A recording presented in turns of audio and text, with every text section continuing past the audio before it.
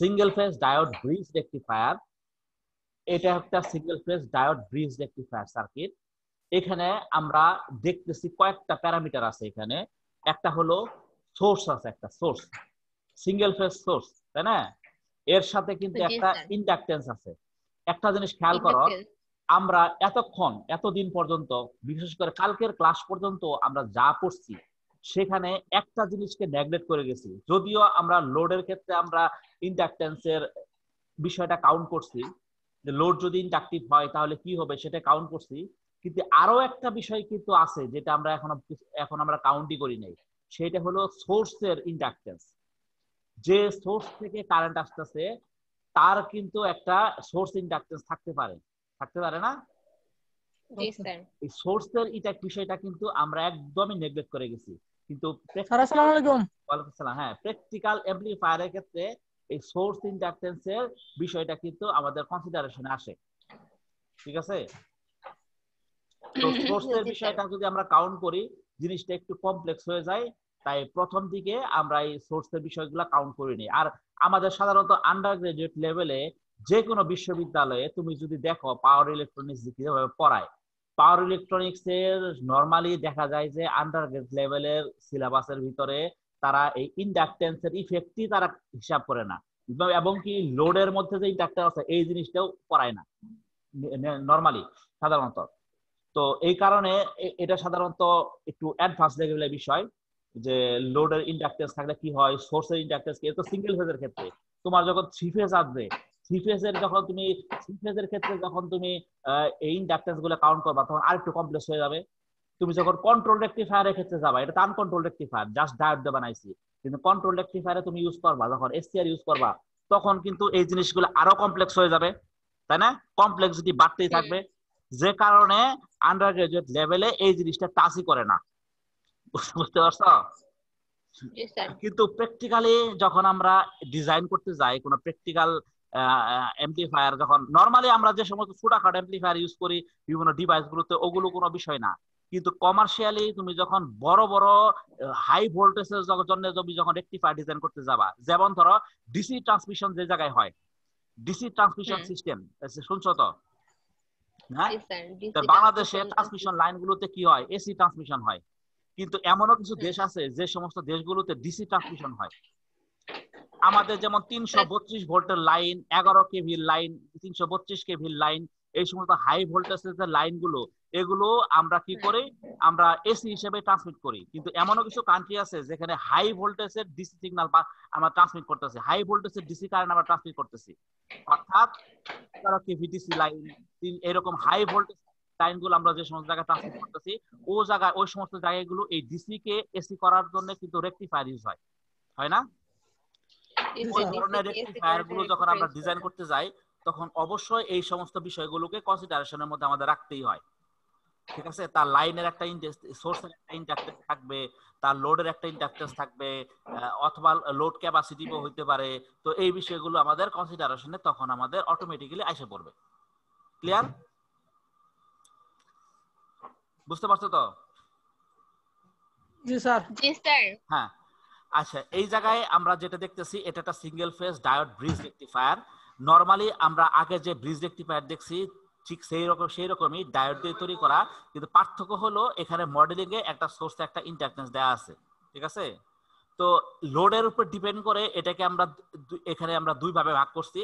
একটা হলো যে সোর্স, মনে করি আমরা কমপ্লেক্সিটি এড়ানোর জন্য প্রাথমিকভাবে আমরা ধরে নিছি সোর্স ইন্ডাকটেন্স 0, অর্থাৎ এটাকে LS = 0 ধরে নিলাম প্রাথমিকভাবে, কারণ এটা দিলে আমাদের কমপ্লেক্সিটি বাইরে যায়।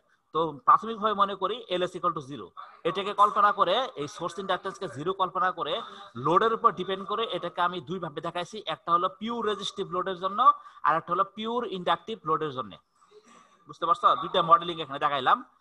আইডিয়ালাইজড diode bridge rectifier with LS = 0, এটা হলো LS = 0 কনসিডার করে আমরা রেকটিফায়ারকে দুই ভাগে ভাগ করলাম, একটা হলো ফর পিওর রেজিস্টিভ আর একটা হলো ফর পিওর ইন্ডাকটিভ। তোমাদের এই ইন্ডাকটেন্স কে কনসিডার করে আমি বেশি দূর পর্যন্ত দেখাবো না, কারণ কমপ্লেক্সিটি আরো বাড়তেই থাকবে, পরে দেখা যাবে তোমাদের কোর্সটা জটিল হয়ে যাবে, ঠিক আছে? আমি জাস্ট মোটামুটি এই পর্যন্তই দেখায় এরপর থেকে আমরা যখন কন্ট্রোল রেকটিফায়ার ধরবো তখন আমি আর ইন্ডাকটেন্সকে আমি হিসাবই করব না, ঠিক আছে? জাস্ট তোমাদের বোঝার সুবিধার্থে ভবিষ্যতে যদি কখনো এইগুলো নিয়ে কাজ করো এই জিনিসগুলো যেন অজানা না থাকে, মানে হঠাৎ করে আকাশ থেকে পড়তেছে এরকম যেন না হয়, তাই কি আমি কিছু প্রিলিমিনারি ধারণা দিতেছি, কারণ পরবর্তীতে যদি আমি এগুলো কন্টিনিউ করতে যাই কোর্সটা অনেক জটিল হয়ে যাবে তোমাদের জন্য, ঠিক আছে? ওকে, এখন দেখো এখানে দুই ভাগে ভাগ করলাম, একটা হলো পিওর রেজিস্টিভ লোডের জন্য আর একটা হলো পিওর ইন্ডাকটিভ লোডের জন্য, দুইটা ভাগে ভাগ করছি। এখন পিওর রেজিস্টিভ লোডের জন্য এই মডেলটা যেখানে এলএস কে আমরা জিরো কনসিডার করছি, এখানে কিন্তু এলএস আছে অর্থাৎ লাইন ইন্ডাকটেন্স আছে, কিন্তু এটাকে আমি জিরো কনসিডার করছি। এখানেও কিন্তু লাইন ইন্ডাকটেন্স আছে, এলএস আছে, কিন্তু এখানে কনসিডার করছি জিরো, কারণ কমপ্লেক্সিটি এড়ানোর জন্য।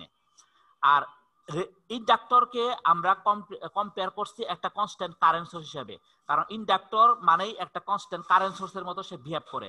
যখন পিওর ইন্ডাক্টর তখন সেটা কি, সেটা মোর কনস্ট্যান্ট কারেন্ট সোর্সের মতো সে বিহেভ করে, অর্থাৎ কারেন্টকে সে ল্যাগ করবে এবং ভোল্টেজ না থাকলেও সে কন্টিনিউয়াসলি কারেন্ট সাপ্লাই সে প্রোভাইড করে যাবে, অর্থাৎ একটা কনস্ট্যান্ট কারেন্ট সোর্সের মতো সে বিহেভ করবে। এই জন্য এটাকে একটা কনস্ট্যান্ট কারেন্ট সোর্সকে হিসেবে আমরা রিপ্রেজেন্ট করছি, ঠিক আছে?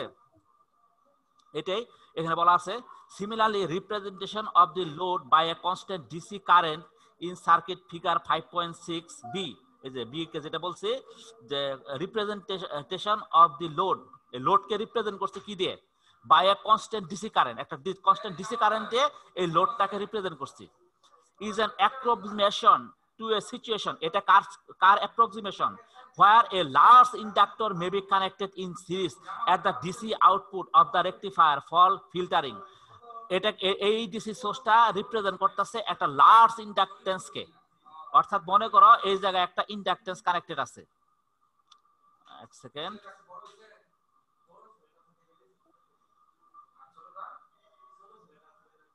হ্যাঁ মনে করো এই জায়গায় একটা লার্জ ইন্ডাকটেন্স কানেক্টেড আছে, লার্জ ইন্ডাকটেন্স আছে, এটা নাই, এই লাইনটা নাই, এই জিনিসটাকে এইভাবে রিপ্রেজেন্ট করলাম, অর্থাৎ এই লার্জ ইন্ডাকটেন্সের বদলে আমি একটা কনস্ট্যান্ট কারেন্ট সোর্স রিপ্রেজেন্ট করলাম। বুঝতে পারছো তো জিনিসটা? জি স্যার, ইন্ডাকটেন্সের জায়গায় কারেন্টের সোর্স দিব, আমরা রিপ্রেজেন্ট করছি। এই কথাটা এখানে বলা আছে, is approximation to a situation where a large inductor may be connected in series at the DC output of the rectifier for filtering in figure 5.5 এর ফিল্টারিং এর জন্য আমাদের এখানে জাস্ট একটা লার্জ ইন্ডাকটেন্স কানেক্টেড আছে, এটা। This is commonly done in phase control thyristor converters in discussing, এরপরে চ্যাপ্টারে আলোচনা করা আছে যেখানে আমরা কন্ট্রোল রেকটিফায়ার ডিজাইন করছি চ্যাপ্টার 6 এর জন্য, এই জিনিসটাই দেখানো আছে, জাস্ট ওটা আমরা পরে আসি। হ্যাঁ, তো এই বিষয়গুলো এখানে বলা আছে। তো এটা কিভাবে কাজ করতেছে সেটা আমরা এখান থেকে দেখতেছি, এটা কিভাবে কাজ করতেছে এই চিত্র থেকে আমরা দেখতেছি, তারপর আমরা এটা ব্যাখ্যা করব। আচ্ছা, তার আগে আমরা খেয়াল করে দেখি, এই চিত্র থেকে খেয়াল করে দেখো যে এইটা কিভাবে কাজ করবে। যখন পজিটিভ হাফ সাইকেল থাকে, for positive half cycle normally আমাদের ডিরেকশন কি হয়, পজিটিভ হাফ সাইকেলের জন্য ধরো কারেন্ট এইদিকে ফ্লো করবে, পজিটিভ হাফ সাইকেলের জন্য এই single phase AC supplier positive half সাইকেলের জন্য কারেন্ট এইদিকে ফ্লো করার কথা। এইদিকে যখন কারেন্ট ফ্লো করবে তখন এই D1 ডায়োডটা কি অন হবে, D1 ডায়োডটা অন হলে কারেন্ট এদিক দিয়ে ফ্লো করবে, তাই না? কিন্তু এই D3 ডায়োডটা কি অফ থাকবে, কারণ এটা তখন রিভার্স বায়াস এসে পড়ে, রিভার্স বায়াস থাকার কারণে এই D3 ডায়োডটা কি হয়ে যাবে, অফ হয়ে যাবে। তখন কারেন্ট কি এদিক দিয়ে ফ্লো করবে, তাই না? এই যে কারেন্ট ফ্লো করবে, করার পর কারেন্ট ব্যাক করবে কি দিয়ে, ব্যাক করার জন্য দেখো কারেন্ট ব্যাক করবে কি দিয়ে, কি বলে D2 দিয়ে ব্যাক করবে, D2, হ্যাঁ D2 দিয়ে ব্যাক করবে। এই D4 দিয়ে কেন ব্যাক করবে না, D4 দিয়ে ব্যাক করবে না কারণ এই জায়গার পটেনশিয়াল আর এই জায়গার পটেনশিয়াল তো সেম না? সেম। কারেন্ট পাথে তো এদিক দিয়ে তো কারেন্ট আসতেছে, কারেন্ট কোনোদিন সার্কুলেটিং পাথে ফ্লো করে না স্যার, এই জায়গা থেকে কারেন্ট এই জায়গা থেকেই পাথ শুরু হইছে, আবার যদি এই জায়গাতে এসে মিশে তাহলে এটা একটা সার্কুলার পাথ হয়ে গেল না, পটেনশিয়াল তো লেভেল সব জায়গায় সমান, তাহলে কারেন্টটা ব্যাক করবে কোন দিয়ে, এই D2 পাথ দিয়ে, অর্থাৎ এই ডায়োড এবং এই ডায়োডটা অন থাকবে, এটা এবং এটা অফ থাকবে, অর্থাৎ D3 এবং D4টা অফ থাকবে। আবার রিভার্স বায়াস অর্থাৎ নেগেটিভ হাফ সাইকেলের জন্য যখন আমাদের ডিরেকশন চেঞ্জ হয়ে গেল, এটা হলো আমাদের নেগেটিভ হাফ সাইকেল। এই নেগেটিভ হাফ সাইকেলের জন্য আমাদের এই দিক দিয়ে কারেন্ট ফ্লো করতেছে, এই দিক দিয়ে কারেন্ট ফ্লো করে এই দিক দিয়ে পাস করতেছে। পাস করার পর সে ব্যাক করতেছে কোন দিক দিয়ে? ব্যাক করতেছে এই পাথ দিয়ে সে ব্যাক করতেছে, তাই না? এই পাথ দিয়ে সে ব্যাক করতেছে। অর্থাৎ তখন D3 এবং D4 অন, D1 এবং D2 অন আছে, সরি D3 এবং D4 অন এবং D1 এবং D2 অফ আছে। তখন এটুক তো ক্লিয়ার? এটা বুঝতে পারছো তো? স্যার ফার্স্টের দিকে যখন sir D2 R D1 on থাকবে তখন sir D3 R D4 of থাকবে। তারপরে স্যার যখন নেগেটিভ যাবে, নেগেটিভ কারেন্ট যাবে, তখন স্যার ওই যে D3 আর D4 অন থাকবে আর D2 আর D1 অফ থাকবে। গুড। তাহলে কিন্তু কারেন্টের ডিরেকশন তো অলওয়েজ এইদিকে তো অলওয়েজ কারেন্টের ডিরেকশন, অর্থাৎ কারেন্টের ডিরেকশনে চেঞ্জ হচ্ছে না। যদিও আমাদের এখানে একবার পজিটিভ হাফ সাইকেল অর্থাৎ এসির ডিরেকশন চেঞ্জ হচ্ছে, কিন্তু এখানে এই ডিরেকশনটা আউটপুটে আমাদের কোনো ধরনের ডিরেকশন চেঞ্জ হচ্ছে না। এটা ক্লিয়ার তো? জি স্যার। ওকে, এই জিনিসটাই আমাদের এই নিচে এই জায়গায় বলা আছে, এই যে কারেন্টের পাথটা দেখানো আছে, এই জিনিসটারে ভাঙ্গে লিখছি, ভাঙ্গে দেখানো আছে যে প্রথমে যাচ্ছে পজিটিভ হাফ সাইকেলের জন্য D1 দিয়ে যাচ্ছে, তারপর এখান থেকে ব্যাক করতেছে কি দিয়ে? এই যে D1 দিয়ে যাচ্ছে, তারপর ব্যাক করতেছে এই যে এটা দিয়ে D2 দিয়ে। এই যে D2টা কই গেল? এই যে তারপরে D2 দিয়ে ব্যাক করবে। জি স্যার। তারপরে আমাদের এখানে ওইটারে জাস্ট এইভাবে ডিজাইন করছে। তারপরে যাচ্ছে D3 দিয়ে যাচ্ছে আর ব্যাক করতেছে D4 দিয়ে। জাস্ট এখানে যে পাথ দিয়ে পাস করতেছে ওগুলো একসাথে লিখছে, আর যেগুলোতে ব্যাক করতেছে ওগুলো একসাথে লিখছে, আর কিছু না। D1 এবং D3 দিয়ে পাস করতেছে কারেন্ট, এবং D4 এবং D2 দিয়ে ব্যাক করতেছে কারেন্ট, তাই না? এই দুইটা একসাথে লিখছে। এই জিনিসটা এখানে দেখানো আছে। হ্যাঁ, এখন এই গ্রাফটা আমরা দেখি। এটা হলো আমাদের ইনপুট সিগন্যালের কার্ভ, অর্থাৎ যে এসি সিগন্যালটা আমরা ইনপুট দিছি এটা হলো ভিএস এর কার্ভ। আচ্ছা, কারা কারা আছে? ইস্তিয়াক, ফয়সাল, রুমন, বুঝতেছো তো তোমরা? জি স্যার। ওকে, এটা হলো ইনপুটের কার্ভ। ইনপুট ধরো এটা আমাদের আছে ভিএস ইনপুট, আর ইনপুটের সাথে এর সাথে কারেন্টের কার্ভ, এটা হলো ইনফেজ। কারণ যেহেতু ইন্ডাকটেন্সকে কনসিডার করি নাই, ইন্ডাকটেন্সকে কনসিডার, লাইন ইন্ডাকটেন্সকে কনসিডার না করার কারণে আমাদের ইনপুট ভোল্টেজ এবং ইনপুট কারেন্ট হলো ইন ফেজ, তাই না? যদি এখানে কনসিডার করতাম লাইন ইন্ডাকটেন্সকে, তাহলে অবশ্যই ইনপুট ভোল্টেজ এবং ইনপুট কারেন্টের মধ্যে ফেজ ডিফারেন্স থাকতো, কারেন্ট ল্যাগ করতো, ভোল্টেজ লিড করতো। ক্লিয়ার? জি স্যার। যেহেতু এখানে আমি ইনপুট ইন্ডাকটেন্সকে কনসিডার করি নাই, সেহেতু আমরা বলতে পারি এখানে ইনপুট ভোল্টেজের সাথে ইনপুট কারেন্ট আমাদের ইন ফেজে আছে। এটুক তো ক্লিয়ার? স্যার ইন ফেজে, স্যার যদি ইন ফেজে থাকে তাহলে স্যার তখন কি স্যার লিড বা ল্যাগ কিছু করবে না? ইন ফেজ মানেই তো লিড ল্যাগ নাই। হ্যাঁ, ওটাই, যার কোনো লিড ল্যাগ নাই। জি স্যার। ওকে, এটা ক্লিয়ার তো? জি স্যার। তাহলে আমরা এখন নেক্সট চিত্রে যাই। এই চিত্রটা হলো ভিডি এবং আইডি কারেন্টের কার্ভ দেখানো হয়েছে। ভিডি এবং আইডি কারেন্টটা কোনটা? এই যে দেখো, এই ভোল্টেজটা হলো ভিডি ভোল্টেজ, অর্থাৎ এই অ্যাক্রসে ভোল্টেজটা প্লাস মাইনাস, এটা হলো আমাদের ভিডি ভোল্টেজ। আবার এই দিক দিয়ে যে কারেন্ট ফ্লো করতেছে এটা হলো আইডি কারেন্ট, অর্থাৎ ভিডি এবং আইডি কারেন্ট। তো এই কারেন্টটার কার্ভটা আমরা যদি একটু খেয়াল করো, এটা হলো চিত্র এ, এটা হলো চিত্র বি,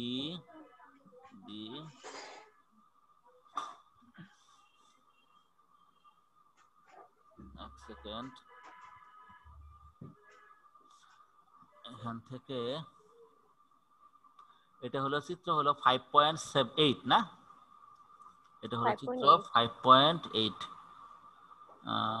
6.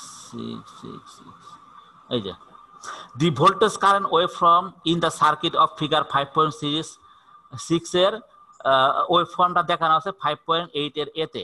5.6 কোনটা? 5.6 এর এই জিনিসটা দেখানো আছে 5.8 এর এ এবং বি এর মধ্যে। এ হইলো আমাদের প্রথমটার জন্য, অর্থাৎ পিওর রেজিস্টিভ লোডের জন্য, আর বি হলো আমার পিওর ইন্ডাকটিভ লোডের জন্য। ঠিক আছে? তো তো এর যে আমরা গ্রাফটা দেখবো ওটা হলো রেজিস্টিভ লোডের, এবং 5.8 বি এর যেটা দেখবো সেটা হলো আমাদের ইন্ডাকটিভ লোডের। কারণ এটা এ এর জন্য রেজিস্টিভ, বি এর জন্য আমাদের ইন্ডাকটিভ লোড। এটা দেয়ার আর সেভারাল আইটেমস, একসাথে করলে অবশ্য ভালো হইতো, দুটো পাশাপাশি যদি দেখাইতে পারতাম বইয়ের তাহলে জিনিসটা ক্লিয়ার হইতো। আচ্ছা, দেয়ার আর সেভারাল আইটেমস। আচ্ছা, এটা আমরা একটু দেখি। এই যে প্রথমটা দেখো, প্রথমটা যেটা দেখতেছো সেটা হলো পিওর রেজিস্টিভ লোডের জন্য। পিওর রেজিস্টিভ লোডের জন্য কি ভোল্টেজ এবং কারেন্টটা আমাদের ইন ফেজে আছে, কারণ এটা পিওর রেজিস্টিভ, কোনো ধরনের লাইন ইন্ডাক্টেন্স নাই, লাইন ইন্ডাক্টেন্স নাই, ইন ফেজে আছে। এবং এখানে একটা জিনিস খেয়াল করে দেখো যে আউটপুট ভোল্টেজ, যেহেতু এটা রেকটিফাইড সিগন্যাল, তো রেকটিফাইড সিগন্যাল এর এর এর আউটপুট ভোল্টেজ অর্থাৎ ভিডি এবং আইডিও ইন ফেজে আছে, ইন ফেজে আছে, তাই না? জি স্যার। ঠিক আছে, ইন ফেজে আছে। এবং এটা যদি আমরা এভারেজ নেই, এভারেজ হলো এই আইডিটা, আইডি হলো এভারেজ, অর্থাৎ বড় হাতের আই ছোট হাতের ডি, যেটা এটাতে বোঝাইছি এভারেজ ভোল্টেজ। এই যে এখানে লেখা আছে, এই যে আইএস ইকুয়াল টু আইডি, এই যে কই গেল আইএস। আচ্ছা, এই ডেফিনেশন গুলো এই যে আমরা যদি ই করি, আচ্ছা আমি দেখাই। হ্যাঁ, এটা হলো তার এভারেজ ভোল্টেজ। এই যে এই আইডিটা দেখতেছো বড় হাতের আইডি, এটা এভারেজ ভোল্টেজ, এটা হলো অ্যাকচুয়াল সিগন্যাল হলো এটা। যদি এটার এভারেজ নেই, এভারেজ কারেন্ট আর কি, কারেন্ট যদি এভারেজ নেই তাহলে এইটা তার এভারেজ পাই। ঠিক আছে, অর্থাৎ এটা রেকটিফাইড ভোল্টেজ, এটা হলো রেকটিফাইড কারেন্ট, রেকটিফাইড কারেন্ট, আর এটা হলো তার এভারেজ ভ্যালু। ঠিক আছে, ক্লিয়ার? জি স্যার। আর পরের চিত্রে পিওর ইন্ডাকটিভের ক্ষেত্রে যখন আমরা কনসিডার স্যার এখানে হাফ সাইকেল করে দেখাইছে কে স্যার? কোনটা? এই স্যার উপরেরটা, এটা পজিটিভ হাফ সাইকেল। ও এটা, এটা পজিটিভ হাফ সাইকেলের জন্য আমরা পেলাম এই ভোল্টেজটা, নেগেটিভ হাফ সাইকেলের জন্য আমরা পেলাম এই ভোল্টেজটা। মানে দুটো উপরে দিয়ে দিছে। হ্যাঁ, দুইটা উপরে। তো রেকটিফায়ার না, রেকটিফায়ারের সবই তো একই ডিরেকশনে থাকবে। তোমার কি দেখালাম এখানে? তো ডিরেকশন চেঞ্জ হলো না, এখানে কি ডিরেকশন চেঞ্জ হলো কারেন্ট ফ্লো এর? না স্যার, আমাদের ডিরেকশন কি থাকবে? পজিটিভ হাফ সাইকেলের জন্য যে ডিরেকশন, নেগেটিভ হাফ সাইকেলের জন্য তো সেম ডিরেকশন। এটার ক্ষেত্রে পজিটিভের জন্য যে ডিরেকশন, নেগেটিভের জন্য আমাদের সেম ডিরেকশন। ডিরেকশন তো চেঞ্জ হলো না, ডিরেকশন তো সেমই আছে। আমাদের এই ইনপুটের ডিরেকশন চেঞ্জ হচ্ছে, কিন্তু আউটপুটের ডিরেকশন কি চেঞ্জ হচ্ছে? ভিডির ডিরেকশন কি চেঞ্জ হচ্ছে? না না স্যার, স্যার। চেঞ্জ হচ্ছে না, আমাদের ভিএস চেঞ্জ হচ্ছে। ভিএস একটা সাইনোসয়েডাল ওয়েভ, কিন্তু ভিডিটা কি হইতাছে? ভিডি ডিরেকশনটা চেঞ্জ হচ্ছে না, সে আমরা রেকটিফাই হয়ে যাইতেছে। অর্থাৎ অল পজিটিভ পাইতেছে। নেগেটিভ হাফ সাইকেলের জন্যও আমি পজিটিভ সিগন্যাল পাইতেছি, পজিটিভ আউটপুট পাচ্ছি না? জি স্যার। অলওয়েজ ডিরেকশনটা চেঞ্জ হচ্ছে না, কারেন্ট এদিক দিয়ে ফ্লো করতেছে, আবার তার কারেন্ট কি এদিক দিয়ে ফ্লো করতেছে। ফ্লো এর ডিরেকশনটা একই, লোডের একটা হচ্ছে আমাদের ভোল্টেজটা একই, কারেন্টের ডিরেকশনটা একই, সেম না? Okay sir same. হ্যাঁ, তাহলে এটা বুঝতে পারছো তো? হ্যাঁ। ওকে, আচ্ছা, এখন পিওর ইন্ডাকটিভ লোডের ক্ষেত্রে আমরা যখন কল্পনা করব, পিওর ইন্ডাকটিভ লোডের ক্ষেত্রে এটা কি? এটা আইডি না? পিওর ইন্ডাকটিভ লোড মানে কি? পিওর ইন্ডাকটিভ খালি না, এটা হলো হাইলি ইন্ডাকটিভ লোড। এটা শুধুমাত্র পিওর ইন্ডাকটিভ না, এটা হলো হাইলি ইন্ডাকটিভ, লার্জ ইন্ডাক্টর। বুঝতে পারছো? অনেক বড়। সে এমন ভাবে কারেন্টকে ডিলে করবে, এমন ভাবে কারেন্টকে ডিলে করবে যে ভোল্টেজ পিকে যায় আবার জিরো হয়ে যাবে, তারপরেও কারেন্ট কনস্ট্যান্টই থেকে যাবে, কারেন্টে কোনো চেঞ্জ হিসেবে হবে না, এত পরিমাণ সে ডিলে করবে। অর্থাৎ কারেন্টটা একটা কনস্ট্যান্ট কারেন্ট সোর্স হিসেবে সে বিহেভ করবে। লার্জ ইন্ডাক্টর সবসময় একটা কনস্ট্যান্ট কারেন্ট সোর্স হিসেবে ট্রিট হয়। বুঝতে পারছো তো? নরমালি কি হয়, যদি স্মল ইন্ডাকটেন্স থাকলে তখন যে কাজটা হয় সেটা হলো ভোল্টেজটা, কারেন্টটা কিছু পরিমাণ ল্যাগ করে। কিন্তু লার্জ ইন্ডাক্টরের ক্ষেত্রে এত পরিমাণ ল্যাগ করে যে এটাকে তুমি বলতে পারো যে কারেন্ট যে অবস্থায় আছে ওই অবস্থায় থাকতে চায়।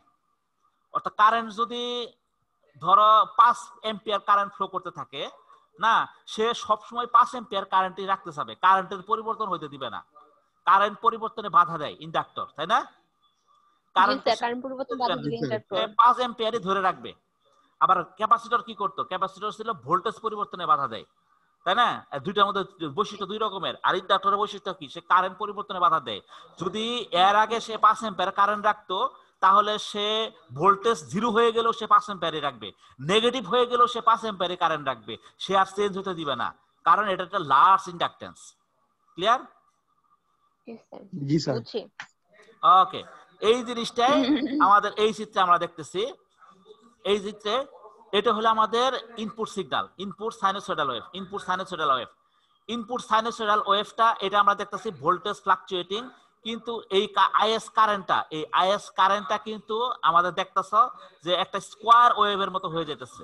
এটা কিন্তু আর সাইনোসয়েডাল নাই। আগের চিত্রে আমাদের এটা সাইনোসয়েডাল ছিল, দেখো এটা সাইনোসয়েডাল ছিল না? সাইনোসয়েডাল ছিল, কিন্তু এখানে স্কয়ার হয়ে গেছে। কিন্তু এটা ইনপুট কারেন্ট, কিন্তু এটা কিন্তু আউটপুট কারেন্ট না, আইএস কারেন্ট। তাই এই যে এই কারেন্টটা সোর্স কারেন্টটা এখন কিন্তু একদম স্কোয়ার ওয়েভ হয়ে যাচ্ছে, অর্থাৎ ভোল্টেজের সাথে সাথে সে কারেন্ট ফিক্সড হয়ে যাচ্ছে, কনস্ট্যান্ট হয়ে যাচ্ছে, কারেন্টে কোনো ধরনের চেঞ্জ আসতেছে না। এটা কেন আসতেছে না? এটা আসতেছে না ডিউ টু দা এটা লার্জ ইন্ডাকটেন্স। এখানে একটা লার্জ ইন্ডাকটেন্স কানেক্টেড আছে, যে কারণে এই সোর্স কারেন্টটাকে সে কনস্ট্যান্ট বানাই ফেলছে। ঠিক আছে? দেখো, যখন পজিটিভ হাফ সাইকেল তখন আইএস পরিমাণ কারেন্ট ফ্লো হইতেছে, যখন নেগেটিভ হাফ সাইকেল তখন মাইনাস আইএস পরিমাণ কারেন্ট ফ্লো হইতেছে। এটা হলো তার ইনপুট কারেন্টের ধরন, ভোল্টেজের সাথে ইনপুট কারেন্টের ধরন। আবার আউটপুট কারেন্টের ক্ষেত্রে কি হইতেছে? আউটপুট সিগন্যালটা রেকটিফাই হয়ে যেতেছে, ভোল্টেজটা রেকটিফাইড হয়ে যেতেছে, অর্থাৎ সবসময় পালসেটিং একটা ভোল্টেজ জেনারেট করতেছে। কিন্তু কারেন্টের ক্ষেত্রে আমরা একটা জিনিস খেয়াল করতেছি যে কারেন্টটা কিন্তু একদম ফিক্সড হয়ে গেছে। মানে এই যে সে একটা ভোল্টেজে অর্থাৎ আইডি অর্থাৎ এভারেজ কারেন্টে গিয়ে আইডি কারেন্টে গিয়ে যে সেটা ফিক্সড হইছে, কারেন্টের মধ্যে কোনো ধরনের ফ্লাকচুয়েশন নাই। যদিও ভোল্টেজ ফ্লাকচুয়েট করতেছে, কিন্তু দেখো কারেন্ট একদমই ফ্রিজ হয়ে আছে, কারেন্ট একদম সম্পূর্ণভাবে যাচ্ছে, কোনো ধরনের চেঞ্জ এই কারেন্টের মধ্যে হয় নাই। এটা হইছে due to the large inductance. এই লার্জ ইন্ডাকটেন্সের কারণেই এই বিষয়টা হইছে। বুঝতে পারছো তো? ইন্ডাক্টর কি করে কারেন্টের নরমাল যে পরিবর্তন হওয়ার বৈশিষ্ট্য, এটাকে সে নষ্ট করে, অর্থাৎ কারেন্টটাকে সে ফ্রিজ করে ফেলবে। কারেন্ট 5 থাকলে 5 অ্যাম্পিয়ারই থাকবে, 6 থাকলে 6 অ্যাম্পিয়ারই থাকবে, অর্থাৎ যে কন্ডিশন আছে ওই কন্ডিশনকে সে চেঞ্জ করতে দেয় না। এটা হলো লার্জ ইন্ডাকটেন্সের বৈশিষ্ট্য। ক্লিয়ার? জি স্যার।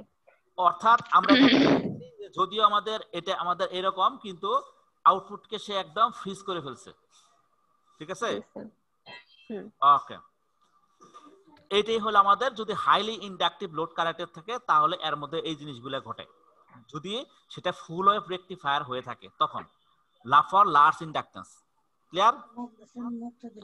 তো এখানে আমাদের এই এভারেজ ডিসি ভোল্টেজ আউটপুট ভোল্টেজের একটা ইকুয়েশন প্রুফ করানো আছে।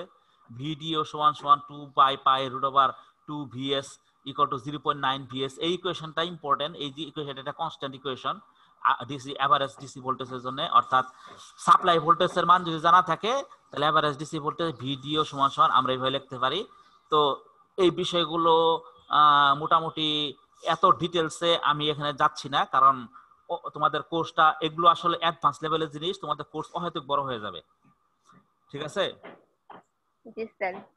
এগুলো যাচ্ছে না, অনেক কিছু দেওয়া আছে, টোটাল হারমোনিক ডিস্টরশন কি, এগুলো সম্পর্ক, এটা পাওয়ার ইলেকট্রনিক্স একটা গুরুত্বপূর্ণ জিনিস। হারমোনিক ডিস্টরশন, হ্যাঁ। আমাদের নতুন স্যার কি স্যার জয়েন করছে? জয়েন রবিবারে করার কথা, দেখি। আমাদের কোর্স কি স্যার আপনি এটাই নেবেন না স্যার? এই কোর্স সম্পর্কে ওকে, তাহলে মোটামুটি এখানে দেখি ইকুয়েশন গুলো প্রুফ করা আছে, তোমরা একটা বই থেকে একটু দেখে নিও, এটা সোজা, তোমরা পড়লেই বুঝতে পারবা এই ইকুয়েশন গুলো কিভাবে প্রুফ করছে। নরমাল সাইনোসয়েডাল সিগন্যাল ইকুয়েশন কি? VS = √2 BS sin omega naught t, এটা তোমরা জানোই। এটা সাইনোসয়েডাল সিঙ্গেল ফেজ সাইনোসয়েডাল ওয়েভের equation, √2 BS sin omega t। এটা হলো সাইনোসয়েডাল ইকুয়েশন। এখানে ওমেগা = 2 pi f, বা বলতে পারি 2 pi by t, 2 omega t by 2 = pi। তো এখান থেকে আমরা যা যদি ইন্টিগ্রেশন করি, অর্থাৎ এভারেজ ভোল্টেজ বের করি 0 থেকে t/2 পর্যন্ত, তখন এটাকে 1/t/2 তে ভাগ করলাম, করার পর এটাকে জাস্ট ইন্টিগ্রেশন করবা। ইন্টিগ্রেশন করলে আমাদের আসে 2/pi√2 VS, just integration. Average voltage কে বের করার সিস্টেম জানো না তোমরা? এভারেজ ভোল্টেজ সার্কিট 2 তে পড়ছো, আরএমএস ভ্যালু কিভাবে বের করে, এভারেজ ভ্যালু কিভাবে বের করে, ক্যালকুলেশন গুলো জাস্ট এখানে এভারেজ ভ্যালু বের করবা, করার পর এটাকে ইন্টিগ্রেশন করলে 2/pi√2 VS পাবা। এই 2/π √2 vs এখান থেকে লিখতে পারা VDO সমান সমান 2/π √2 vs, এটা সমান সমান 2/π কে আমরা ক্যালকুলেশন করলে √2 দিয়ে গুণ করে দিলে পাই 0.9 * vs। ঠিক আছে, এই vs টা হলো RMS value of the input voltage. ধরে ইনপুট ভোল্টেজের আরএমএস ভ্যালু জানা থাকলে আমরা এভারেজ ভোল্টেজ ডিসি এভারেজ ভোল্টেজটা আমরা বের করতে পারি। অর্থাৎ এই রেকটিফায়ার কতটুকু ডিসি ভোল্টেজ আউটপুট দিচ্ছে আমরা এই ইকুয়েশন দিয়ে সহজেই বের করে ফেলতে পারি। ঠিক আছে, আর current always fixed for pure inductive highly inductive লোডের ক্ষেত্রে IS = ID আমরা দেখলাম। ঠিক আছে, এখানে ফার্স্ট হারমোনিক বের করার সিস্টেম দেখাইছে। IS টা কি? IS টা হলো ফান্ডামেন্টাল হারমোনিক কম্পোনেন্ট বা ফার্স্ট হারমোনিক কম্পোনেন্ট, তাই না? IS টা হলো fundamental harmonic component or fundamental and the harmonic component of the following values. এটা হলো IS1, এটা ফান্ডামেন্টাল কম্পোনেন্ট ধরছে সমান সমান 2/π √2 * ID সমান সমান 0.9 * ID, এটা হলো ফার্স্ট হারমোনিক কম্পোনেন্ট। এখন IS এখন for even values of H, for odd values of H, এখন অড ভ্যালুগুলোর জন্য H এর অড ভ্যালুগুলোর জন্য অর্থাৎ অড হারমোনিক কম্পোনেন্ট গুলোর জন্য আমরা কি জানি? ফর স্কয়ার ওয়েভ কি আমরা কিছুদিন আগে একটা তোমাদের দেখাইছিলাম, খেয়াল আছে? একটা টিউটোরিয়াল দেখাইছিলাম, সেটা হারমোনিক কম্পোনেন্টের উপর, মনে আছে? স্যার এটা হচ্ছিল আগের সেমিস্টারে না? আগের সেমিস্টারে সম্ভবত এই 4 ইয়ার্স দেখানোর জন্য ওই সিগন্যাল এন্ড সিস্টেমের মধ্যে তোমাদের প্রথম দিকে দেখো তোমাদের একটা ভিডিও দেখাইছিলাম, টিউটোরিয়াল দেখাইছিলাম। সেখানে স্কয়ার ওয়েভ স্যার ফার্স্টে দেখাইছেন। জি স্যার দেখাইছেন। স্কয়ার ওয়েভ মানে হলো অসংখ্য অড হারমোনিক কম্পোনেন্ট, সাইনুসয়েডাল ওয়েভের অড হারমোনিক কম্পোনেন্টের সমষ্টি, এটা তোমাদের দেখাইছিলাম, তাই না? সেখানে ক্লাসের ভিতরে ভিডিও টিউটোরিয়াল থেকে থাকে না, শুধু অড হারমোনিক কম্পোনেন্ট গুলো থাকে। সমস্ত অড হারমোনিক কম্পোনেন্ট অ্যাড করলে তোমরা একটা স্কয়ার ওয়েভ পাবা, এরকম একটা স্কয়ার ওয়েভ পাবা, তোমাদের দেখাইছিলাম ভিডিওটা। ঠিক আছে, অর্থাৎ আমরা বলতে পারি যেহেতু এই ইনপুট কারেন্টটা একটা স্কয়ার ওয়েভ হয়ে যাচ্ছে, অর্থাৎ কারেন্টটা এরকম শেপ এরকম হচ্ছে না ইনপুট কারেন্টের গ্রাফ থেকে। এই চিত্রে দেখো, উপরে দেখো, এই যে গ্রাফগুলো দেখো, এই যে ইনপুট কারেন্টটা কি স্কয়ার ওয়েভ না? এই যে স্কয়ার ওয়েভ হচ্ছে না? এই কারণে এই ইনপুট কারেন্টের ক্ষেত্রে আমরা বলতে পারি যে এর ভিতরে সমস্ত হারমোনিক কম্পোনেন্ট হলো অড হারমোনিক কম্পোনেন্ট। ঠিক আছে, অড হারমোনিক কম্পোনেন্ট, যে কারণে for even values of H এর জন্য এর মান হলো 0, অর্থাৎ সমস্ত হারমোনিক কম্পোনেন্ট ISH হলো সমস্ত হারমোনিক কম্পোনেন্ট। ঠিক আছে, হারমোনিক কম্পোনেন্ট গুলো 0 এবং অড হারমোনিক কম্পোনেন্ট গুলোর জন্য H এর মান যদি অড হয় তখন হবে এর মান হলো IS1/H। অর্থাৎ আমরা যদি সেকেন্ড হারমোনিক কম্পোনেন্ট বের করতে চাই তাহলে IS1 কে 2 দিয়ে ভাগ করবা, এই 3 দিয়ে ভাগ করবা। থার্ড হারমোনিক বের করতে হলে ফিফথ হারমোনিক বের করতে চাইলে IS1 কে 5 দিয়ে ভাগ করবা, অর্থাৎ এটাকে জাস্ট 5 দিয়ে ভাগ করবা। এই যে ইকুয়েশন গুলো আছে মানে এটাকে জাস্ট 5 দিয়ে যদি ভাগ করো তাহলে ফিফথ হারমোনিক কম্পোনেন্ট, 7 দিয়ে ভাগ করলে সেভেন্থ হারমোনিক কম্পোনেন্ট, তারপরে 9 দিয়ে ভাগ করলে 9th হারমোনিক কম্পোনেন্ট। এরকম করে ইনফিনিটি পর্যন্ত তোমরা অড হারমোনিক কম্পোনেন্ট বার করতে পারবা যদি তোমরা ফান্ডামেন্টাল হারমোনিক কম্পোনেন্ট বা ফার্স্ট হারমোনিক কম্পোনেন্ট যেটাকে বলা হয় সেটা তোমরা ক্যালকুলেট করতে পারো। আর এটা ক্যালকুলেট করার ফর্মুলা কি? 2/π √2 ID। ক্লিয়ার? জি স্যার। ওকে, আরেকটা বিষয় বলি, এই যে দেখো এই ইকুয়েশন অনুযায়ী আমাদের এই রেকটিফায়ারের টোটাল হারমোনিক ডিসটরশন অর্থাৎ THD এর মান আছে 48.3 টোটাল হারমোনিক ডিসটরশন। ঠিক আছে, হ্যাঁ, এই টোটাল হারমোনিক ডিসটরশন সম্পর্কে আমরা যদি জানতে চাই তাহলে এরপর আছে এটা হলো ডিসপ্লেসমেন্ট পাওয়ার ফ্যাক্টর। আচ্ছা, এই বিষয়ে আমার একটা লেকচার শিট আছে, এটা তোমাদের দেয়া হয় না, আমার খেয়াল নাই, এই লেকচার শিটটা আমি তোমাদের দেই নাই। আচ্ছা, এখানে টোটাল হারমোনিক কম্পোনেন্ট, তারপরে ডিসপ্লেসমেন্ট পাওয়ার ফ্যাক্টর, তো এগুলো কি এগুলো সম্পর্কে ধারণা দেওয়া আছে। তো এই বই থেকে যদি তোমরা নাও তাহলে চ্যাপ্টার 3 তে যাবা। চ্যাপ্টার 3 তে গেলে তোমরা এই বই থেকে নেটমোহনের বই থেকে পারবা। চ্যাপ্টার 3 তে গেলে এগুলো সব দেওয়া আছে। দেখো চ্যাপ্টার 3 যাও। চ্যাপ্টার 3 হলো একটা বেসিক এর জন্য, যাদের পাওয়ার সিস্টেমের পাওয়ার ইলেকট্রনিক্স এর বেসিক নাই বা পাওয়ার সিস্টেমের বেসিক ভুলে গেছো তাদের জন্য এই চ্যাপ্টার 3টা, এখানে ডিটেইলস সব দেওয়া আছে। তো এই বিষয়ে যে হারমোনিক কম্পোনেন্ট গুলো দেওয়া আছে, তো এই বিষয়ে আমার একটা লেকচার শিট আছে যেখানে আমি গুছায় লিখছি। ইনশাআল্লাহ তোমাদের আমি নেক্সট ক্লাসে ওইটা আমি দিয়ে দেব। ঠিক আছে, আমার খেয়াল নাই তোমাদেরকে দেওয়ার জন্য, তো এখানে এগুলো সুন্দর করে গুছায় দেওয়া আছে। এই যে চ্যাপ্টার কি, এই যে review of basic electrical and magnetic circuit concept. তো এই চ্যাপ্টার 3টা হলো তোমাদের বেসিক ক্লিয়ার করার জন্য। এটা হলো নেটমোহনের বইয়ের সম্ভবত কত নাম্বার চ্যাপ্টার 3, এটা পৃষ্ঠা 35-36 আর কি এরকম হবে। নেটমোহনের বই কিনছো কেউ? স্যার কিনছি তো দেখতে। জি স্যার কিনছি। আচ্ছা এটা চ্যাপ্টার 3 তে দেখবা। জি স্যার কিনছি। ওকে এক সেকেন্ড। এই যে টিএইচডি বের করছে। টিএইচডি বের করার ফর্মুলা কি, এই যে 100 ইনটু ডিআইএস অর্থাৎ স্যার হ্যাঁ আছে। এর ফার্স্ট হারমোনিক কম্পোনেন্ট কে বাদ দিয়ে ডিভাইডেড বাই এর ফার্স্ট হারমোনিক কম্পোনেন্ট সমান সমান এই ভ্যালুটাই হলো গিয়ে তার টিএইচডি, টোটাল হারমোনিক কম্পোনেন্ট। অর্থাৎ এটাকে বলতে হয় ইকুয়েশনটা 100 into root over IS square minus IS 1 square divided by IS 1। তো এই ক্যালকুলেশন থেকে তোমরা অনায়াসে এই ফার্স্ট হারমোনিক কম্পোনেন্ট বের করতে পারবা। ঠিক আছে, আইএস এর মান কত ছিল আমাদের এর আগের বার? দেখো এই ইকুয়েশনটা আমরা একটু ক্যালকুলেট করি। আচ্ছা এইটা একটু মনে রাখো, এই ইকুয়েশনটা আমি একটু লিখে নেই, দাঁড়াও এটা একটু লিখে নেই। THD total harmonic distortion, THD সমান সমান বলতে পারি 100 into root over I S square minus হচ্ছে চা আমার চা নিতে পারেন S1 ডিভাইডেড বাই হচ্ছে IS1 1। হ্যাঁ এই ইকুয়েশনটা আমরা ওই এর ক্ষেত্রে আমরা খাটাই। দেখে দাঁড়াও, এটা হলো 86 অফ পৃষ্ঠা। হ্যাঁ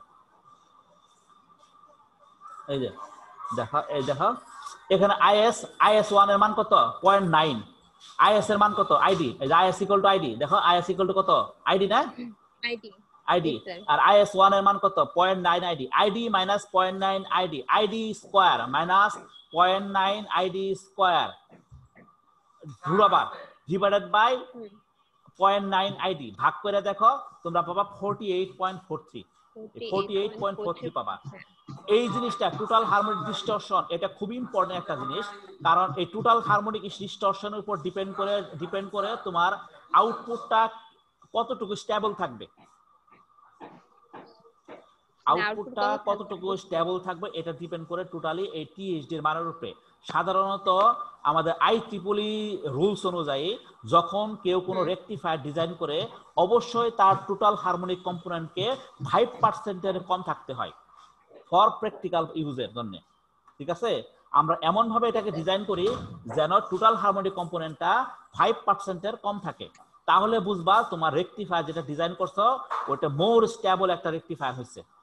ঠিক আছে, যেটার আমাদের লোডের সাথে সাথেও আমাদের এই জিনিসটা একটা কনস্ট্যান্ট থাকবে, অর্থাৎ খুব একটা ফ্লাকচুয়েট করবে না আউটপুট। ক্লিয়ার? জি স্যার বুঝতে পারছি। ওকে, আর ডিসপ্লেসমেন্ট পাওয়ার ফ্যাক্টরের মানে হলো মোটামুটি যে ইনপুট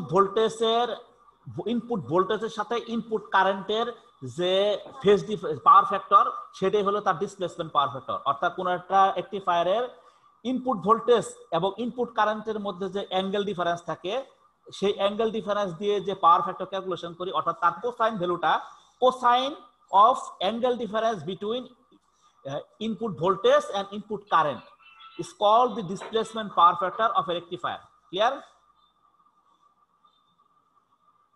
বুঝতে পারছো তো? জি স্যার। যেমন ধরো এই एग्जांपलेর ক্ষেত্রে আমাদের দুইটার মধ্যে কোনো অ্যাঙ্গেল ডিফারেন্স নাই, ইনপুট ভোল্টেজ এবং ইনপুট কারেন্টের মধ্যে কোনো অ্যাঙ্গেল ডিফারেন্স নাই, যে কারণে এর ডিসপ্লেসমেন্ট পাওয়ার ফ্যাক্টর 1 অর্থাৎ ম্যাক্সিমাম। cos 0 ডিগ্রি মানে কত? ম্যাক্সিমাম 1।